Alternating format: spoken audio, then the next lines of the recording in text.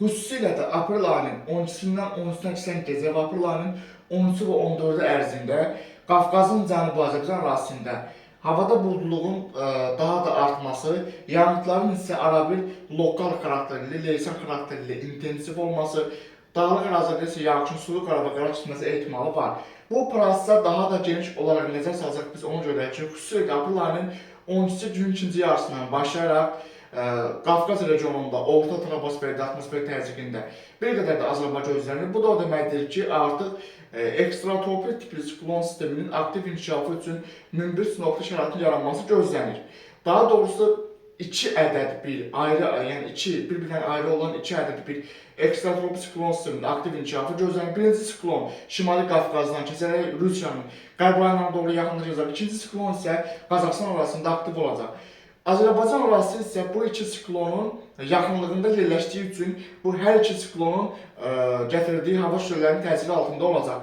Aprel ayının 12-si axşamından, yəni aprel ayının 12-sindən 13-nə keçən gecədən başlayaraq aprel ayının 14-ü axşam saatlarına qədər olan müddət ərzində, yəni təxminən 24-72 saat ərzində artıq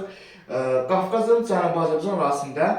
xüsusilə də Azərbaycanın Böyük Qafqaz rayonlarının Balakən, Zaqatala, Şəki, Qaf, Oğuz, Qəbələ, İsmayılı, Şamaxı, Xızı, Quba, Qusar, Xasmaz, Şabran, Xızı, eyni zamanda Dağlıq Şirvanda və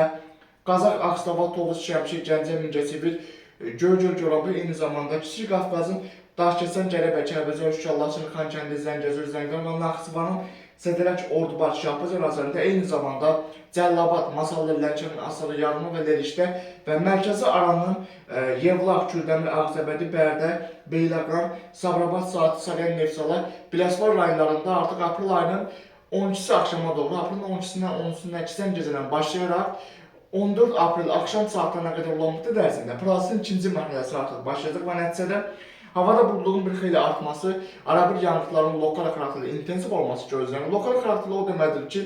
topal yağış buludlarının keçdiyi ərazilərdə yağıntılar lokal xarakterli, intensiv və lokal güclü ola bilər. Lakin laylı yağış buludlarının keçdiyi ərazilərdə isə davamlı yağışların yağması gözlənir. Xüsusilə də ən çox da Böyük Qafqaz rayonları arasından axan çaylarda, Gəncə, Qazax arasından axan çaylarda, Kiçik Qafqaz, Naxçıvan arasından axan çaylarda sululuqda artım gözlənir və Böyük Qafqazın şimal-şərqi olan Quba, Qusar, Xasmaz, Şabran, Xızı, Siyəcən ərazilərindən axan çaylarda sululuğun artması nəticəsində bəzi ərazilərdə su basma hadisələri yenidən təkrarlana bilər, torpaq sürüşmələrində artım ehtimalı var.